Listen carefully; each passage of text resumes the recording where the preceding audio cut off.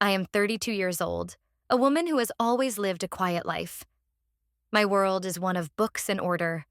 My brother, Leo, who is 36, lives a life of noise and chaos.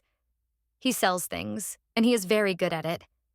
He has a charm that can fill a room, a smile that can disarm you. Our parents left us the family house when they passed away 3 years ago. It was the only thing they had of real value. The house was not just wood and nails. It was our childhood. It was the place where every memory we had was born. We had an agreement. It was a spoken agreement, a promise made over our parents' memory. We would keep the house. We would never sell it unless both of us stood side by side and said it was time. I trusted that promise. I trusted him. For 3 years, I paid the property taxes. I managed the upkeep. I made sure the lawn was mowed in the summer and the pipes were safe in the winter. Leo was always too busy, always on the verge of his next big deal. I did not mind. I was the responsible one. That was my role. The letter arrived on a Tuesday.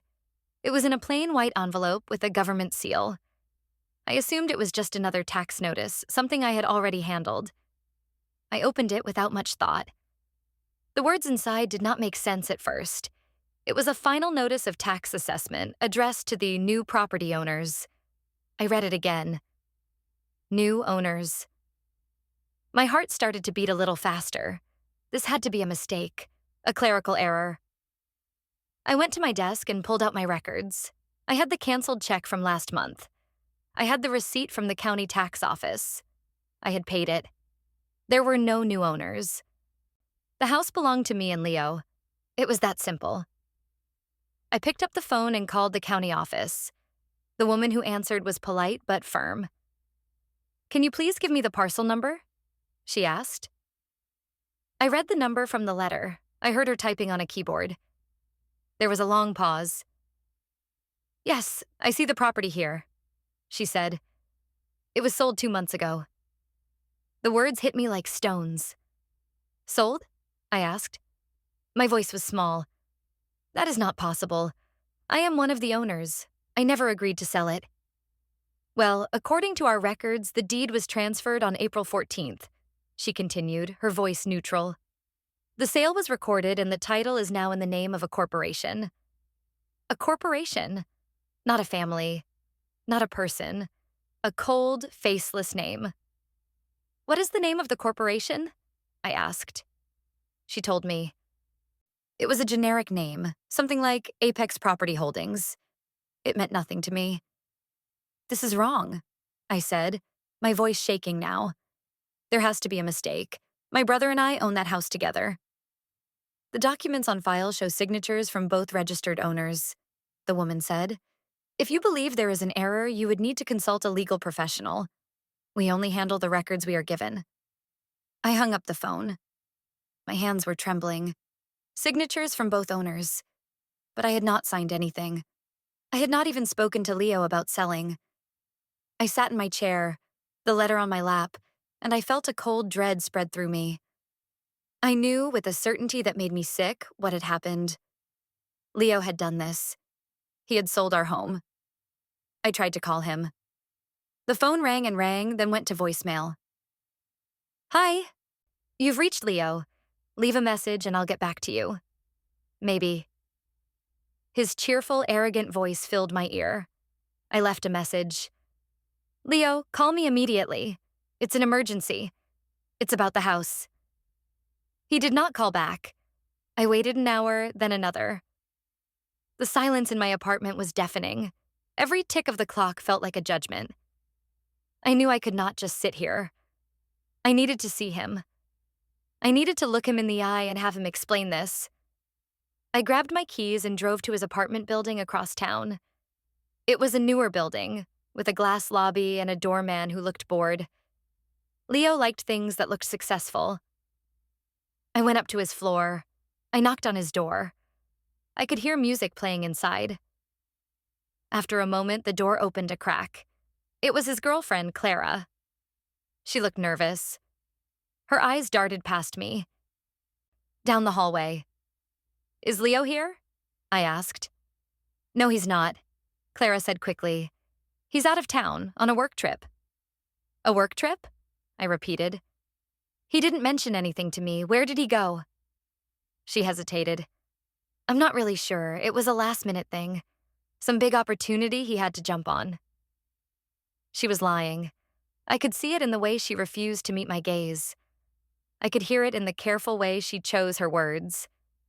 Clara, this is important, I said, trying to keep my voice steady. I received a notice about our family's house. It says it's been sold. Do you know anything about that? Her face went pale. For a second, I thought she was going to slam the door. Instead, she opened it a little wider, but still blocked my way. Sold? No.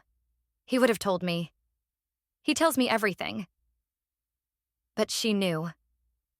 I could see the flicker of knowledge in her eyes before she hit it. She was protecting him. When is he coming back? I pressed. I don't know, she said, her voice getting higher. A week, maybe 2. Look, I have to go. I'm busy. Please, if you hear from him, tell him to call me, I said. It's not just important. It's everything. She nodded quickly and closed the door. I stood in the empty hallway, the muffled music from his apartment mocking me. He was running. He had taken our past and sold it for cash, and now he was running. The feeling of betrayal was so sharp, it felt like a physical wound. This was not a mistake. This was a theft. And I was the victim. I walked back to my car, my mind racing. The woman at the county office said there were 2 signatures. That meant he had forged my name. He had signed a legal document pretending to be me. The audacity of it stole my breath. This was not just him being reckless. This was a crime. My first instinct was to fall apart, to cry, to scream, to call our relatives and tell them what he had done. But a different feeling was starting to bubble up underneath the shock and the grief. It was anger. A cold, hard anger that I had not felt in a very long time. He thought he could do this. He thought he could steal our entire family history, forge my name, and just disappear on a work trip. He thought I would just let it happen. He was wrong. I drove home, but I did not go inside my apartment. I sat in the car and I made a decision. I was not going to be the victim. I was not going to be the sad little sister who got cheated. I was going to fight. I did not know how yet. I did not have a plan. But I had a purpose. I was going to get our house back. And I was going to make Leo answer for what he did. The quiet life I had built for myself was over.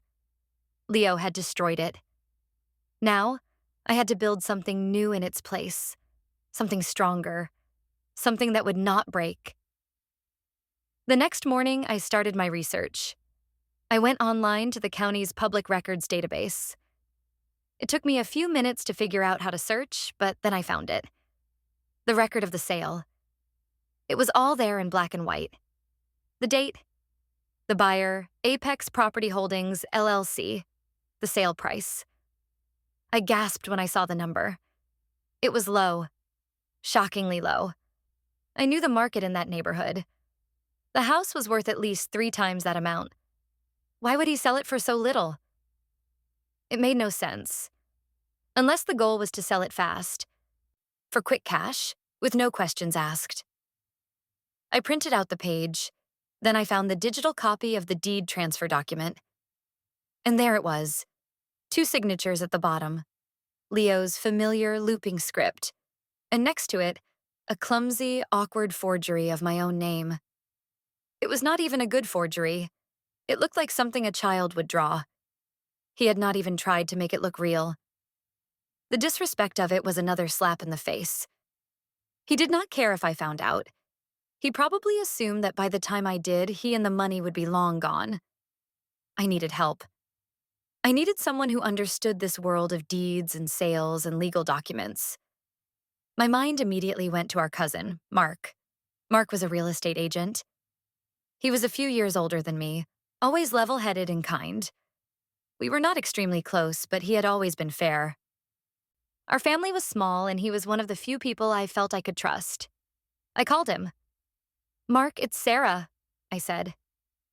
Sarah, hey, how are you? I haven't heard from you in a while, he said, his voice warm. I'm okay. Listen, I have a strange question for you. About real estate.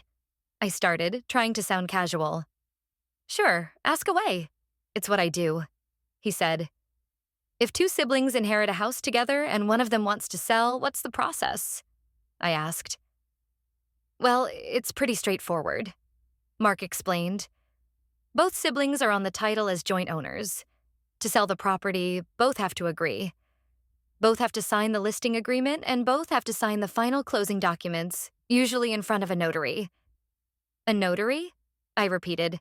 What does the notary do? They verify your identity, he said. You show them your driver's license or passport, and they witness you signing the document. It's to prevent fraud. Why do you ask? Are you and Leo thinking of selling the old house? My throat felt tight. Something like that, I managed to say. Could you do me a favor, Mark? A big one. Could you look up the property records for our parents' house? I think something might be wrong. There was a pause on the other end of the line. Wrong how? He asked, his tone shifting from casual to concerned. I think it might have been sold, I said, the words feeling like poison in my mouth. What?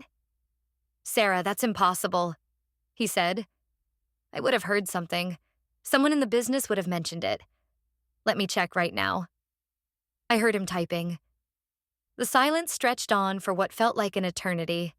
Then, I heard him swear under his breath. Sarah, he said, his voice low and serious. You're right. It sold. 2 months ago. I know, I whispered. The buyer is an LLC. The price is a joke. This is less than the value of the land it's sitting on, he said, his anger growing. And I'm looking at the transfer deed. It says you both signed it. Did you sign this, Sarah? No, I said. I didn't even know about it until yesterday. He forged your signature, Mark said. It was not a question. It was a statement of fact. That coward. That absolute fool. I felt a strange sense of relief. Someone else saw it. Someone else was angry. I was not alone in this. What can I do, Mark? I asked. First of all, you need a lawyer, he said firmly. Not just any lawyer, a good real estate litigator. This is fraud. Clear-cut, textbook fraud. Second, let me do some digging on my end. I know people. I can find out more about this Apex Property Holdings, and I want to see who the notary was on this document. The notary? I asked. Yes, a notary who would stamp a forged signature without verifying ID is either incompetent or corrupt. Either way, it's a weak link in his whole scheme, Mark explained. I'll call you back as soon as I have anything. Don't talk to Leo. Don't talk to anyone else in the family yet. We need to handle this smart. I agreed. After we hung up, I felt a tiny flicker of hope. Mark's professional anger validated my own feelings. He saw the crime for what it was. He was not making excuses for Leo. He was not telling me to just work it out with my brother. I spent the rest of the day in a haze. I called in sick to work at the library. I could not face people. I could not pretend that my world had not just been shattered. I kept looking at the clumsy forgery of my name. Each time I saw it, the anger burned a little hotter. He must have been sitting at a table somewhere, a pen in his hand, and he scribbled my name without a second thought. He sold our home, the place our father carried us into on his shoulders, the place our mother planted roses in the garden. He sold it for a fraction of its worth to some faceless company. I thought about Clara's face at the door, the fear in her eyes. She knew. She might not have known all the details, but she knew Leo was doing something wrong. She was complicit in her silence. I wondered what he had promised her. A new life? A share of the money? That night, I could not sleep. I lay in bed, staring at the shadows on the ceiling. I remembered a conversation I had with my father a few months before he died. We were sitting on the front porch of the house. He was looking out at the old oak tree in the yard. This house has good bones, he had said. It's taken care of us. You and Leo need to take care of it when I'm gone. It's your history. Don't ever let it go for nothing. I had promised him we would not. We'll keep it forever, Dad, I had said. Leo had been there too. He had put his arm around my shoulder. Don't worry, Pop, he had said with his easy smile. We'll protect it. It's our fortress. A fortress. He had not protected it. He had looted it. He had torn it down from the inside and sold the stones. The memory made me cry. Not loud, sobbing cries, but silent. Hot tears that tracked down my temples into my hair. The grief was for my parents, for their memory that he had so carelessly desecrated. And the grief was for the brother I thought I had. The charming, reckless, but ultimately loyal brother. That person was gone. Maybe he had never really been there at all? As the sun began to rise, my tears dried up. The grief was replaced by a cold, hard resolve. My father had told me to take care of the house. And that is exactly what I was going to do. This was not just about money or property anymore. This was about my promise to my father. This was about honor. Leo had none. So I would have to have enough for the both of us. Mark called me back the next afternoon. His voice was tense. Okay, I have some information, he said. It's not good. Just tell me, I said, bracing myself. The notary's name is Arthur Finch, Mark began. He has a reputation. Let's just say he's known for being accommodating. If you have cash, he'll stamp whatever you put in front of him. He's had his license suspended before, but he always seems to get it back. This was a small victory. A corrupt notary was better for my case than an incompetent one. It pointed to deliberate intent. What about the buyer? I asked. Apex Property Holdings LLC is a shell corporation, Mark said. It was formed just a week before the sale, but I pulled the registration documents. The registered agent is a lawyer who works for a much bigger fish, a developer named Marcus Thorne. The name meant nothing to me. Who is Marcus Thorne? He's a vulture, Mark said, his voice filled with disgust. He specializes in this kind of thing. He finds distressed properties or complicated ownership situations. He gets his people to make a lowball cash offer, closes fast, and then flips the property for a massive profit. Often, he tears down the old house and puts up cheap condos. Suddenly, the low sale price made perfect sense. It was not just Leo being desperate. It was a strategy. So Leo conspired with this developer? I asked. It looks like it, Mark confirmed. Thorne's company probably gave Leo a cash payment, a portion of which was likely off the books. Leo gets his quick money, and Thorne gets a valuable piece of land for a steal. They both benefit. The only person who loses is you. The scope of the betrayal widened. It was not just my brother acting alone in a moment of weakness. This was a calculated plan. He had partners. He had help. So they planned this together, I said, thinking out loud. They found a crooked notary. They set up a fake company. They targeted our house. Exactly, Mark said. Sarah, this is much bigger than just your brother being a jerk. This is organized real estate fraud. You need a lawyer, and you need one now. I have a name for you. Her name is Ms. Davis. She's the best real estate litigator in the city. She eats guys like Thorne for breakfast. He gave me her number. I thanked him, my mind reeling from the new information. A conspiracy. My own brother had conspired with a stranger to defraud me. He had treated our family legacy like a business asset to be liquidated for his own selfish gain. I thought about the times in the past few months when Leo had been acting strangely. He had called me about 6 months ago, asking for a loan. A big one. I have this incredible investment opportunity, Sarah, he had said, his voice buzzing with excitement. It's a sure thing. I just need some capital to get in on the ground floor, $20,000. I'll pay you back double in a year. I did not have $20,000 to spare. I was a librarian. My savings were carefully managed for my own future, for emergencies. Leo, I can't. I had told him gently. I don't have that kind of money just sitting around. His excitement had vanished, replaced by a cold anger. Of course you don't, he had sneered. Misresponsible, always saving for a rainy day.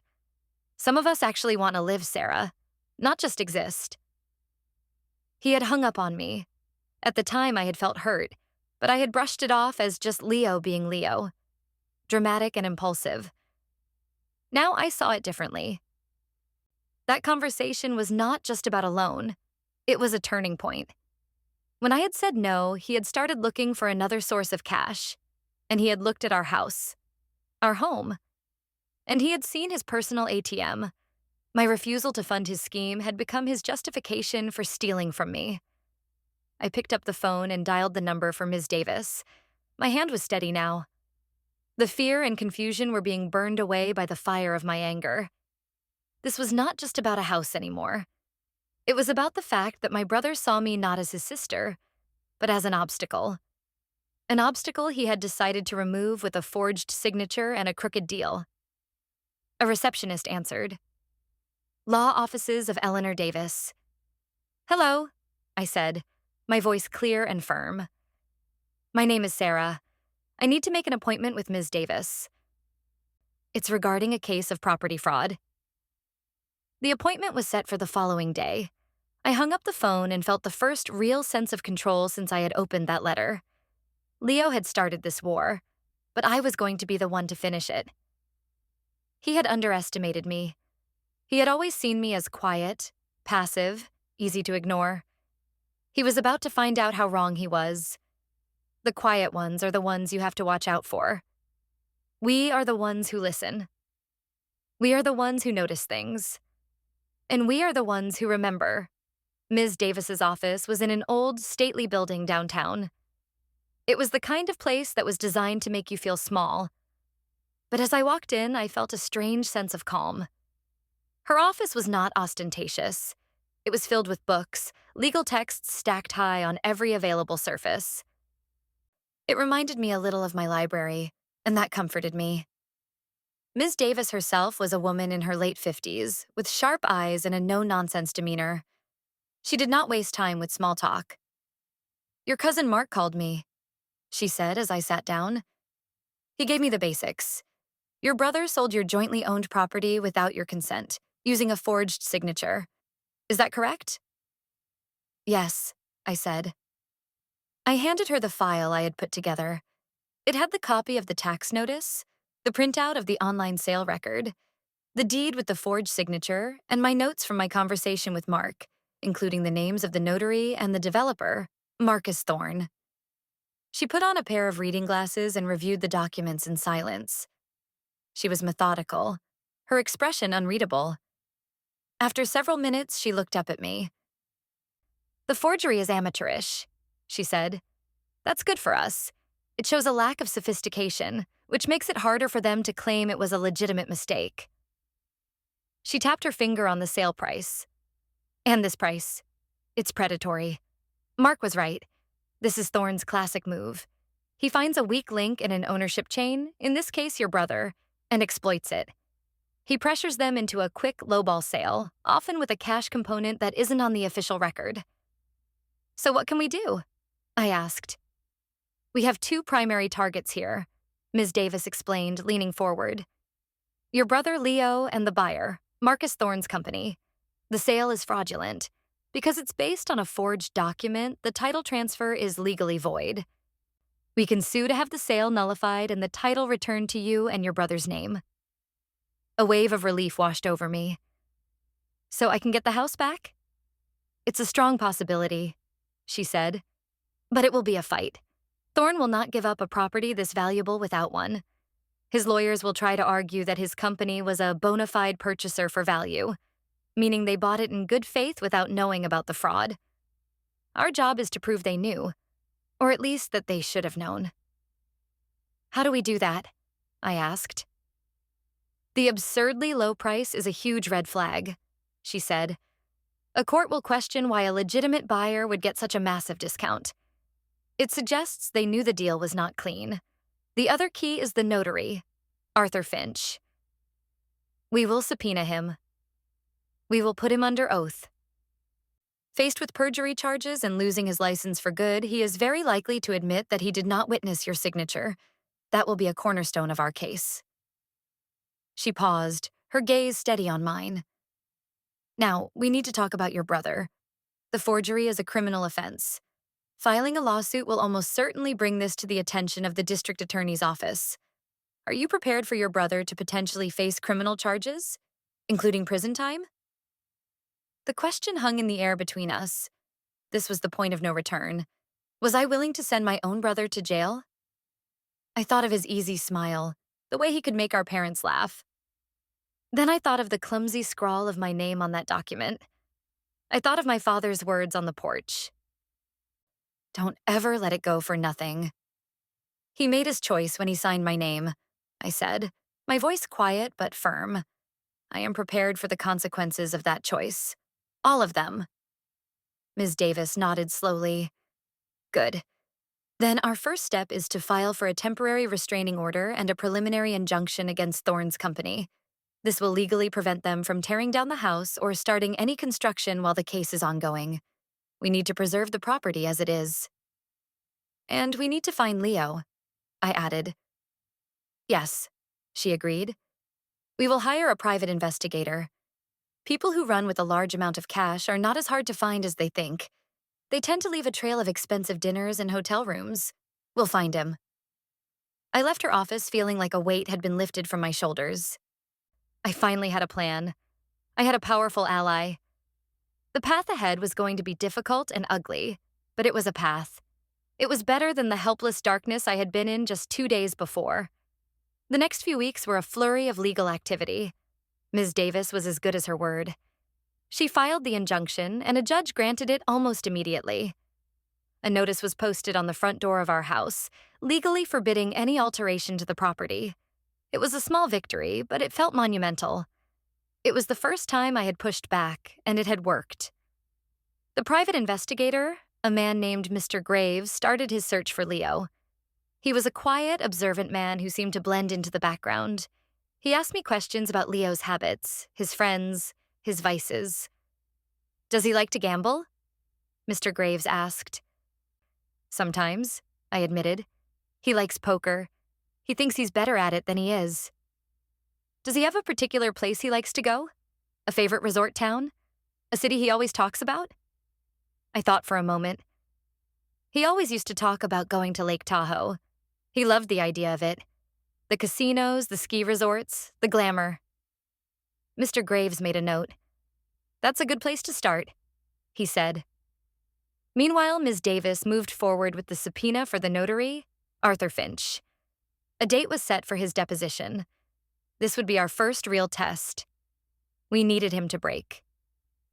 A few days before the deposition, I got an unexpected phone call. It was from a number I did not recognize. I hesitated, then answered. Hello? Sarah? The voice was shaky, tearful. It took me a second to place it. Clara? I asked. Yes. It's me, she said, her voice choked with sobs. I'm so sorry. I should have called you sooner. I should have told you. Told me what, Clara? I asked, my heart pounding. Everything, she cried. He's gone, Sarah. He left me. He took everything. All the money from the sale and all of my savings, too. He just disappeared. My mind raced. This was it. The weak link was not just the notary. It was her. Clara, where are you? I asked, keeping my voice calm. Are you safe? I'm at my sister's house, she said. He cleaned out our apartment. He packed a bag and left a note. It just said, sorry. That's it. After 5 years together. Just sorry. Clara, I need you to listen to me very carefully, I said. What did he tell you about the sale of the house? She was quiet for a moment, just the sound of her crying. Then, she started to talk. And she told me everything. She said Leo had been planning it for months, ever since I had refused him the loan. He had been so angry, ranting about how I was hoarding the family's wealth, how the house was rightfully his because he was the older brother. He called it his inheritance, Clara whispered. He said you didn't deserve it because you didn't know how to use it to make real money. He was so proud of himself when he got the cash. He came home and threw it on the bed. He said, "We're free, baby. We're finally free from her." The words were like daggers. He did not see me as his sister. He saw me as his jailer. "Did he ever talk about the signature?" I asked, holding my breath. "My signature on the documents?" "Yes," she said. He laughed about it. He said he practiced it a few times and then just signed it. He said, "What's she going to do? She doesn't have the guts to fight me." He thought you would just accept it. He thought I didn't have the guts. The arrogance of it was breathtaking. "Clara," I said, my voice hardening, "did he ever text you about this? Did he ever write any of this down?" There was a long pause. "Yes," she finally said, her voice barely a whisper. When he was waiting for the deal to close, he was nervous. He sent me texts. He told me about meeting with the buyer's people. He mentioned forging the signature. He was bragging. My heart leaped. This was it. This was the smoking gun. "Clara, would you be willing to show those texts to my lawyer? Would you be willing to testify about what he did?" "He left me with nothing, Sarah," she said, her voice filled with a new, cold anger that mirrored my own. "He used me, and he used you. Yes. I'll testify. I'll do whatever it takes. I want him to pay for what he did to us." When I told Ms. Davis about my conversation with Clara, a rare smile touched her lips. "This changes things," she said. "This moves our case from strong to airtight. Witness testimony combined with written evidence from the defendant himself admitting to the crime. Thorne's lawyers will see the writing on the wall. They will not want this going to a jury." The deposition of the notary, Arthur Finch, was held in a conference room at Ms. Davis's law firm. He was a small, sweaty man who looked terrified. He came with his own lawyer, who looked just as nervous. Ms. Davis was relentless. She started calmly, asking him about his procedures. His duties as a notary public. "Mr. Finch, when you notarize a signature, you are required to verify the identity of the signatory. Are you not?" she asked. "Yes, that's correct," he mumbled. "And what is the standard method for doing so?" "A government-issued photo ID," he said. "A driver's license or a passport." "And did you do that on April 14th of this year when you notarized the deed for the property at 123 Oak Street?" Ms. Davis asked, her voice like steel. Mr. Finch swallowed hard. He glanced at his lawyer, who gave a slight shake of his head. I believe I followed all the proper procedures," he stammered. "You believe you did?" Ms. Davis repeated. "Let me be more specific. My client, Sarah, is sitting right here. Did you see her on that day? Did she present you with her driver's license? Did you witness her signing that document?" He looked at me. His eyes were wide with panic. He knew he was trapped. Lying under oath was a serious crime. I don't recall the specific details of that day," he tried. Ms. Davis leaned forward. "Mr. Finch, we have a sworn affidavit from a witness who will testify that Leo came to you alone, that he paid you $500 in cash to notarize a document that was already signed. We also have text messages from Leo himself, boasting about it. So I will ask you one more time, and I advise you to think very carefully about your answer. Did you witness Sarah's signature?" The room was silent. Mr. Finch began to tremble. He looked at his lawyer, who sighed and gave a small nod. "No," Mr. Finch whispered. "She was not there. Her brother brought the document to me. He said she was sick and had signed it at home.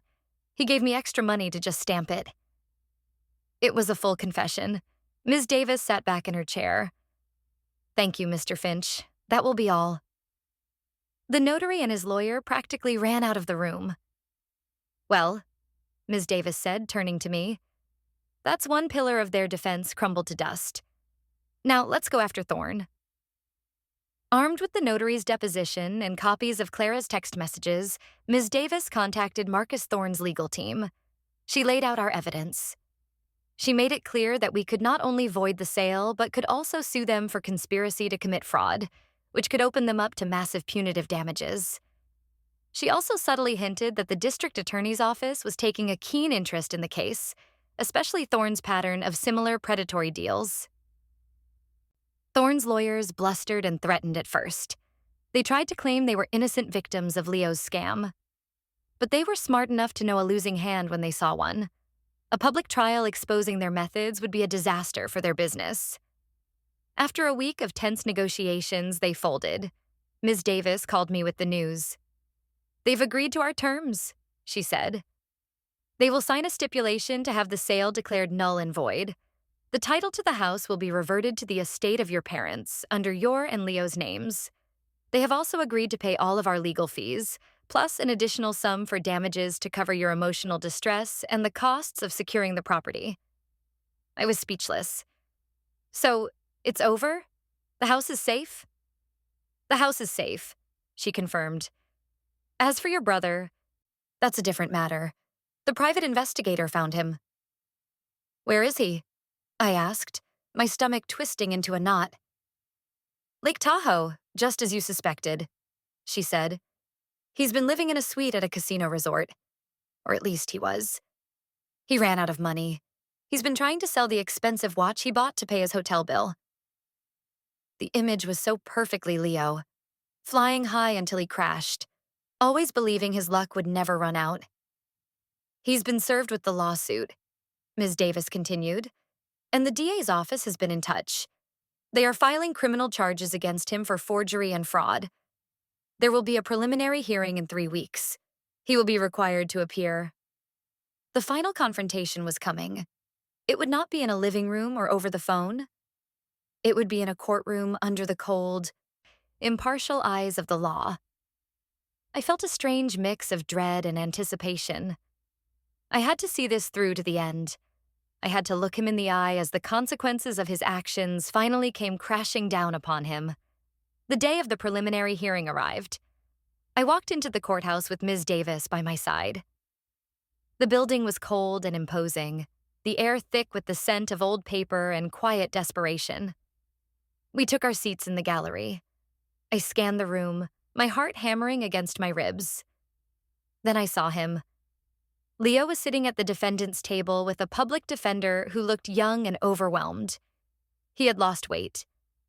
His expensive suit was wrinkled, and the confident swagger he always carried was gone. He looked small and frayed at the edges. He had not seen me yet. He was staring straight ahead, his jaw tight. When the bailiff called the case, Leo stood up. His eyes swept the room, and for the first time, they landed on me. His expression flickered. I saw a flash of surprise, then anger, then something that looked almost like fear. He had not expected me to be there. He thought he could deal with this as an abstract legal problem, not as a betrayal of his own sister. I met his gaze and held it.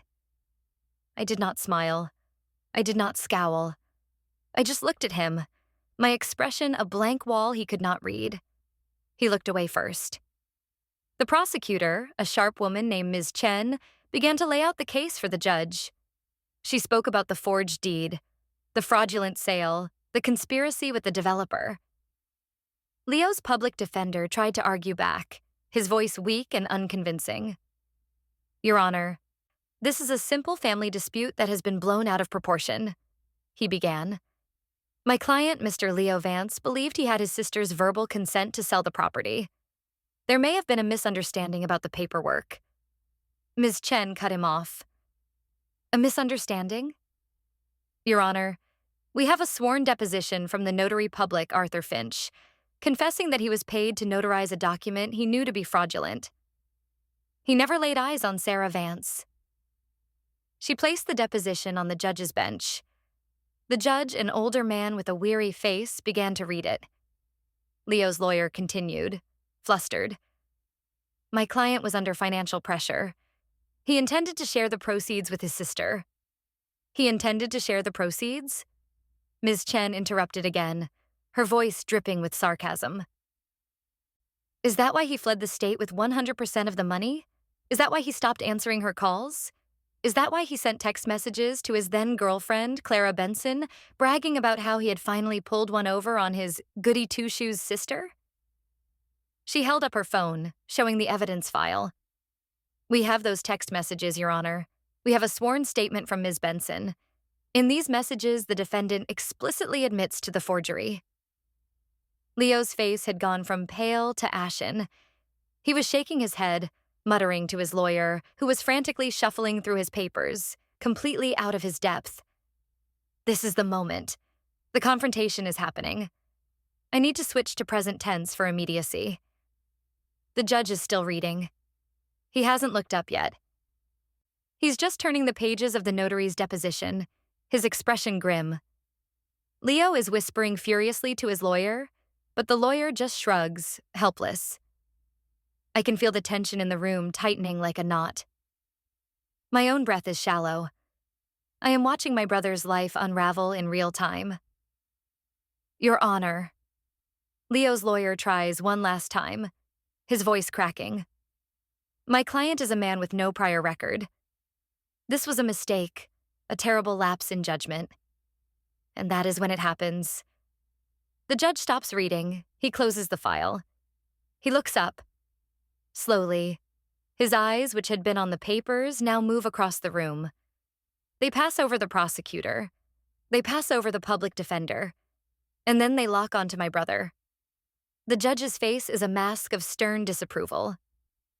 It is the kind of look our father used to give Leo when he had done something truly unforgivable. There is no sympathy in his eyes. There is only judgment. Leo flinches under the judge's gaze. He seems to shrink in his wrinkled suit. The judge's voice when he speaks is quiet, but it cuts through the room like a razor. Mr. Vance. Leo swallows hard. Yes, Your Honor? I have read the deposition of the notary. The judge says, his voice dangerously calm. I have read the prosecutor's summary of the evidence, including the text messages you allegedly sent, and I have listened to your counsel's argument that this was a misunderstanding. He pauses, letting the silence hang in the air. This does not look like a misunderstanding to me, Mr. Vance. This looks like a calculated, deliberate act of fraud against a family member. This looks like a conspiracy to steal a significant asset. Leo starts to speak, to protest, but his lawyer puts a hand on his arm, trying to silence him. Leo shakes it off. Desperation is making him reckless. It was my house, too, he blurts out, his voice rising. It was our inheritance. It was mine to take. The words echo in the silent courtroom. Mine to take. The sheer, unadulterated entitlement of it. The absolute belief that his desires outweighed my rights, our parents' wishes, the law itself. I feel a hot surge of anger. He still doesn't get it. He still thinks he is the victim. The judge's expression hardens even further. He is not moved. He is not impressed. He leans forward slightly. That, Mr. Vance, is the very definition of theft. You do not get to decide what is yours to take when property is jointly owned. The law decides, and the law is what you have broken. Spectacularly. The judge looks at the prosecutor, Ms. Chen. This court finds that there is more than sufficient evidence to proceed to trial. Furthermore, given the defendant's actions after the alleged crime, specifically fleeing the state, I am referring this case to the district attorney's office not just for the charges of forgery and grand larceny, but for a possible investigation into conspiracy to commit real estate fraud, involving not just Mr. Vance, but potentially the buyers of the property as well. The public defender's jaw drops. This has just escalated far beyond what he was prepared for. Your Honor, Leo cries out, panic finally breaking through his arrogance. No, please. It was a family matter. It stopped being a family matter when you forged a legal document and involved outside parties in a criminal enterprise, the judge says, his voice like ice. That will be for a jury to decide, Mr. Vance. He bangs his gavel. Bail is set at a figure I suspect you will be unable to meet. We are done here. Two bailiffs move towards Leo. He looks at them, then back at the judge, then his eyes find mine again. They are wide with disbelief and terror. The charm is gone. The bravado is gone. All that is left is a frightened man who has finally and completely run out of road. He opens his mouth as if to say something to me, to plead with me, but no words come out. The bailiffs take his arms and lead him out of the courtroom. I watch him go. I feel nothing. Not pity. Not satisfaction. Just a profound and empty quiet. The war is over. I have won. The house is safe. But the cost was my brother. I look at the empty space where he stood. He was right about one thing. It was our inheritance. And he has just thrown his half away for nothing. The aftermath was swift and decisive. With the threat of a wider criminal investigation looming over him, Marcus Thorne and his company wanted nothing more to do with the property. Their lawyers expedited the process of voiding the sale. Within a month, a new deed was issued. The house at 123 Oak Street was once again officially owned by the Vance estate. I went to the county office myself to pick up the corrected paperwork. Holding the clean title in my hand, with only our parents' names on it as the original grantors, felt like correcting a historical wrong. Leo's legal situation went from bad to worse. Unable to make bail, he sat in jail awaiting his trial. The public defender, realizing he was out of his depth, advised Leo that his only hope of avoiding a long prison sentence was to cooperate. Faced with the mountain of evidence, the notary's confession, Clara's testimony, his own text messages, Leo had no choice. He pleaded guilty to felony forgery and grand larceny. In exchange for his plea, the prosecutors agreed not to pursue the more complex conspiracy charges. The judge at his sentencing was not the same one from the preliminary hearing, but he had read the entire case file. He was not lenient. Leo was sentenced to 3 years in state prison and ordered to pay full restitution to the estate. It was a hollow order, as he had no money and no prospects. But it was on his record permanently, a debt he would likely never be able to repay. Life began to settle into a new kind of normal. A few days after the sentencing, I met Mark for coffee. He looked relieved. "I heard the news," he said as he sat down. "I'm glad it's resolved. You did the right thing, Sarah." "Did I?" I asked, stirring my latte. "He's my brother. He's going to prison." "He put himself there," Mark said firmly. "He committed a serious crime. He betrayed you. He betrayed your parents' memory. Some things can't be fixed with an apology. Some people need to face real consequences before they can ever hope to change. Maybe this will be the rock bottom he needs." I wasn't so sure. What if it just makes him hate me more? "Then that's on him," Mark said. "You have to protect yourself. You have to honor your father's wishes. You did both. Be proud of that." He raised his cup. "To the house and to you." I clinked my cup against his, but the gesture felt empty. A week later, I got the phone call I had been dreading. It was from our Aunt Carol, our mother's sister. She had always had a soft spot for Leo, always excused his behavior. "Sarah, it's your Aunt Carol," she said, her voice tight with disapproval. "Hello, Aunt Carol," I said calmly. "I just can't believe it," she started without any preamble. "Your own brother. How could you do this to him? How could you send him to prison?" I took a deep breath. The old me would have tried to explain, to justify, to make her understand. But the old me was gone. "Aunt Carol," I said, my voice even and cold. "Leo forged my name on a legal document. He stole our family home, the one our parents left for us, and sold it for pennies on the dollar. He left me with nothing and ran. The person who did this to Leo was Leo himself." "But he's family," she insisted, her voice rising. "Family is supposed to forgive. You could have just worked it out, made him pay you back over time." "He stopped being family when he decided his greed was more important than me, more important than our parents' legacy," I replied. "He made his choice. I simply made sure he was held accountable for it. I will not discuss this with you again." I hung up the phone before she could reply. I felt a tremor in my hand, but also a sense of empowerment. I had drawn a line. For the first time in my life, I had refused to let a family member emotionally manipulate me. It was a strange and liberating feeling. The final loose end was Clara. I had promised to thank her properly. We met at a small, neutral cafe halfway between her sister's house and my apartment. She looked better than she had on the phone.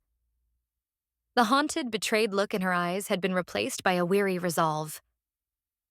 "I'm so sorry for my part in all of it," she said as soon as we sat down. "I knew something was wrong. I should have said something to you." "You were in a difficult position," I said. "And in the end, you did the right thing. Your testimony was crucial. I couldn't have done it without you. Thank you. I just hope you get your house back and can find some peace," she said, sipping her tea. "I did get it back," I told her. "The sale was voided. It's safe." A small, genuine smile touched her lips. "Good. I'm glad. He didn't deserve to have that victory." She looked down at her hands.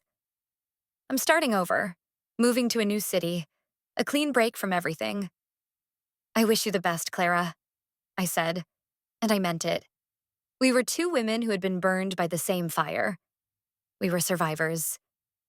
We finished our drinks, shared a brief, awkward hug, and went our separate ways.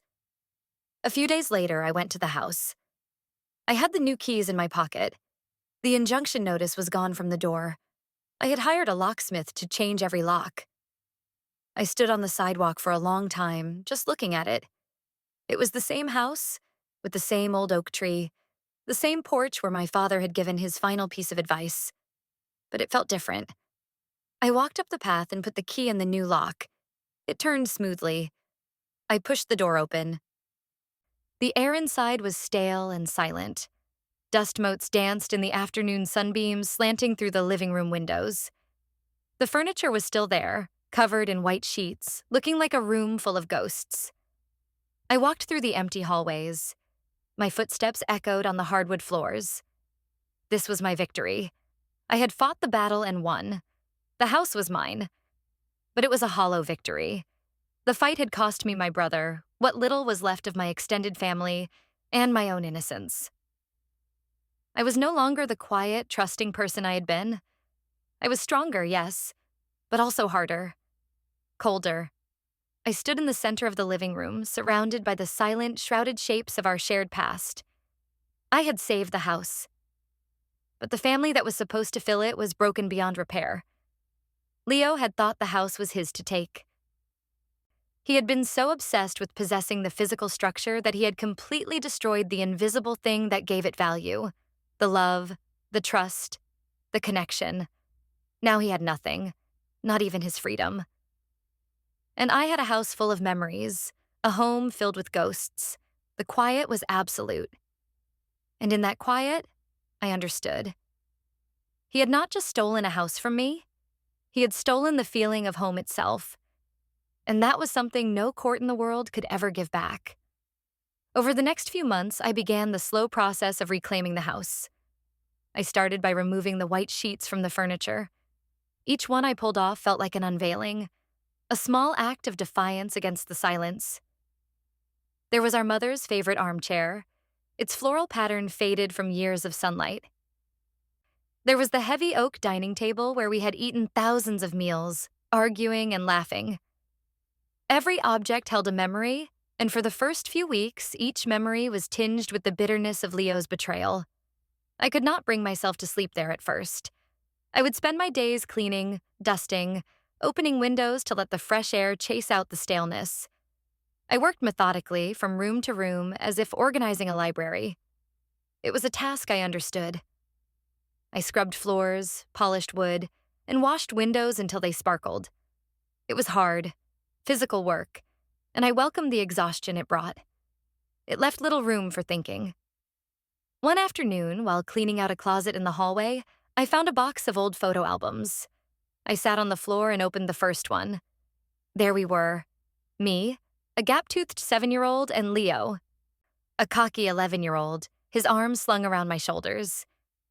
We were standing in front of the oak tree in the front yard, the same one I could see out the window now. We were smiling. We looked happy. I turned the page. Leo on his first bicycle, me running behind him. Our family on vacation at the beach, my father holding both our hands. Page after page of a life that felt like it belonged to someone else. I came to the last photo in the album. It was from a high school graduation party.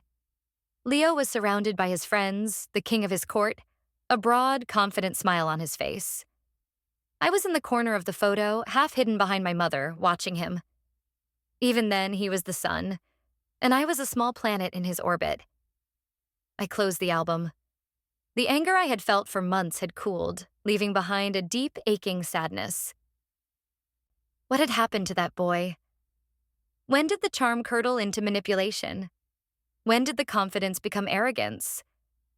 I realized I did not know my own brother at all. I had only known the version of him I wanted to see.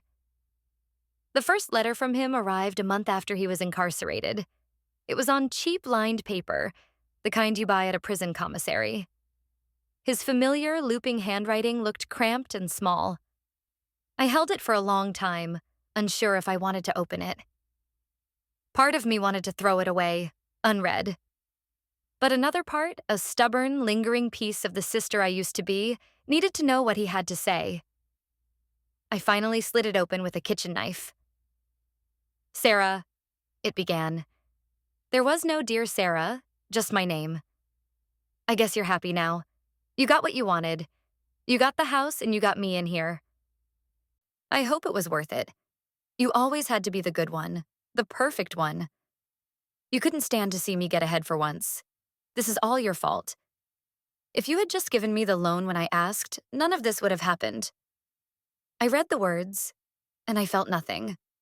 No anger, no surprise. Just a weary sense of confirmation. He still did not get it. He was incapable of seeing his own role in his downfall. In his mind, he was still the victim of my righteousness. He had not learned a thing. I did not write back. I started spending more time at the house. I brought over some of my books from my apartment, placing them on the empty shelves in the study. I bought new curtains for the kitchen. I even started working in the garden, pulling up the weeds that had overgrown my mother's rose bushes. Slowly, painstakingly, I was making the house mine. Not the estate's. Not a shared inheritance. Mine. One Saturday, while I was trimming the hedges, a car pulled up to the curb. It was our Aunt Carol. I had not spoken to her since the day I had hung up on her. She got out of the car and walked slowly up the path, her face a mixture of apprehension and grim determination. "Sarah," she said, stopping a few feet away from me. "Aunt Carol," I replied, not putting down my shears. "The house looks good," she said, gesturing vaguely. "You're taking care of it." "I always have," I said. She winced, but she pressed on. "I came to apologize," she said, her voice softer than I had ever heard it. "I was wrong. What I said to you on the phone, it was unfair. I was upset and I took it out on you." I waited, saying nothing. "I got a letter from Leo," she continued, her eyes filling with tears. "It was awful. He blamed me. He blamed you. He blamed our parents. He blamed the whole world. He didn't say he was sorry once. He just said everyone had let him down." She wiped a tear from her cheek. "I always made excuses for him. I see that now. I enabled him. I'm so sorry, Sarah, for my part in all this." I finally put down the shears. I looked at my aunt, this woman who had always been a source of frustration for me, and I saw not an antagonist, but just a sad, older woman who had loved her nephew and been blinded by that love. "Thank you for saying that," I said, and I meant it. Her apology did not fix anything, but it was a crack of light in the wall I had built around myself. Is there anything I can do?" she asked. I thought for a moment. "Yes," I said. "You can help me with these roses. Mom always said you had the greener thumb." A small, watery smile broke through her tears. "She did, didn't she?" she said. "All right, show me where the gloves are." We spent the rest of the afternoon working in the garden together, talking about small things: the weather, her neighbor's dog, old family recipes. We did not talk about Leo again. We did not need to. A fragile bridge had been built over a chasm of pain. It was not much, but it was a start. A few months later, Ms. Davis contacted me. The restitution process required a formal appraisal of the house's contents, the furniture and belongings that were part of the estate. The total value would be added to the amount Leo legally owed. It was just a formality, as no one expected him to ever be able to pay it, but the court required it. The appraiser was a kind, elderly man who moved through the house with a quiet reverence. He made notes on a clipboard, occasionally asking me about the history of a particular piece. When he got to my father's old roll-top desk in the study, he paused. "This is a beautiful piece," he said, running his hand over the wood. "Often people store important papers in these. Have you gone through all the compartments?" "I think so," I said, "but it's been a while." He showed me a small hidden button inside one of the drawers. When he pressed it, a false panel at the back of the desk popped open, revealing a small hidden compartment. I had never known it was there. Inside the compartment was a thick manila envelope. My father's handwriting was on the front. It said, "For Sarah." My hands trembled as I took it out. The appraiser, sensing the privacy of the moment, quietly moved to another room. I sat down in my father's old chair and opened the envelope. Inside were two things. The first was a letter. "My dearest Sarah," it began. "If you are reading this, it means I am gone and you have found my little secret. I am writing this because I have always known that I would have to rely on you. You have a strength in you that you do not see. A core of steel beneath your quiet surface. Your brother, Leo. I love him with all my heart. But I am not blind to his weaknesses. He has a hole inside him that he is always trying to fill with excitement and money and praise. I have always worried that his recklessness would one day cause you harm. I have set up a separate trust account in your name only. The documents are in this envelope. It is not a fortune, but it is enough to give you security, to ensure you will always have a foundation. I have left Leo his half of the house in the hopes that ownership and responsibility will finally make him grow up. But this trust is for you. It is my way of protecting you, even when I am not there. Use it to keep the house safe. Use it to build a life for yourself. Know that I have always seen you, my quiet, strong daughter. I have always been so proud of you. With all my love, Dad." Tears streamed down my face as I read the letter. He had known. He had seen the future, the potential for disaster, and he had tried to protect me from it. He had left me a shield. The second set of documents in the envelope were the papers for the trust account. The balance was substantial. It was more than enough to pay off the remaining mortgage on the house and cover its expenses for the rest of my life. It was freedom. It was security. It was my father's final gift. That night, I slept in the house for the first time.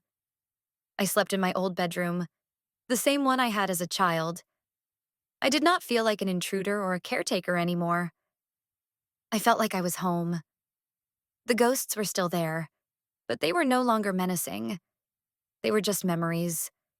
My father's love, expressed in his final letter, had filled the empty spaces that Leo's betrayal had carved out. The house was no longer just a symbol of what I had lost. It was a symbol of what I had been given, a legacy of love and foresight from my father. A testament to my own strength, which he had seen in me all along. The final piece of the puzzle fell into place about a year later. I received a formal-looking letter from the state parole board. Leo was coming up for a parole hearing. As the victim of his crime, I was invited to submit a statement. I thought about it for days. What could I possibly say? Did I want him to stay in prison longer? Did I want him to be released? I realized, to my surprise, that I did not much care either way. His presence or absence in the world no longer had any power over me. He was a ghost of a different kind, a memory of a person who no longer mattered to my daily life. In the end, I wrote a very short, simple statement. Leo Vance's actions were a deep betrayal of my trust and a violation of our parents' legacy. Whether he has been rehabilitated is for the board to determine. My only concern was the recovery of my family home, which has been achieved. His future is his own to make. I have no further comment on the matter. I sealed the envelope and sent it off. I was releasing him. Not forgiving him, but releasing him from my life. I was cutting the final thread. He was denied parole.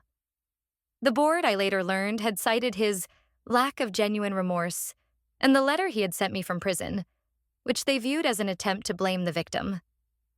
He would have to serve his full sentence. I sold my small apartment and moved into the house permanently. I turned Leo's old bedroom into a library for myself, lining the walls with shelves and filling them with my favorite books. I adopted a dog from the local shelter, a scruffy terrier mix whose cheerful presence filled the quiet halls with the sound of clicking claws and happy barks. The house on Oak Street was no longer a place of sorrow. It was my sanctuary. It was a testament not to what was broken, but to what had endured. My father's love, my aunt's reconciliation, my own unexpected strength. One evening, I was sitting on the porch, my dog sleeping at my feet, watching the sunset behind the old oak tree. The house was quiet, but it was a peaceful quiet now. It was the quiet of home. Leo had tried to take it from me. He had seen it as nothing more than a pile of cash. But he had been wrong. The house was never his to take because he had never understood its true value. Its value was not in its wood or its land. It was in the love that was built into its very foundations. A love that he had discarded and that I had, against all odds, managed to reclaim. And that was a victory far greater than any courtroom could provide.